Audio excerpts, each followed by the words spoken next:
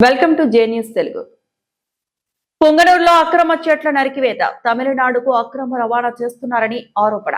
అన్నమయ్య జిల్లా పొంగనూరు మండలం రాగానేపల్లి పంచాయతీ మల్లుపల్లి క్రాస్ వద్ద అక్రమంగా చెట్ల నరికివేత కొనసాగుతుందని స్థానికులు ఆరోపిస్తున్నారు. చెరువులో ఉన్న ఎర్రకలప చెట్టు, గుట్టలో మానులను తదితర ప్రాంతాల్లోని విలువైన చెట్లను నరికి తమిళనాడు రాష్ట్రానికి అక్రమంగా తరలిస్తున్నారని ఆరోపణలు వస్తున్నా ఈ వ్యవహారంపై అటవీ శాఖ అధికారులు తగిన చర్యలు తీసుకోవటం లేదని స్థానికులు అసంతృప్తి వ్యక్తం చేస్తున్నారు. అక్రమ చెట్ల నరికివేత, రవాణాపై వెంటనే విచారణ చేపట్టి బాధ్యులపై కఠిన చర్యలు తీసుకోవాలని, వన సంపదను కాపాడాలని ప్రజలు డిమాండ్ చేస్తున్నారు.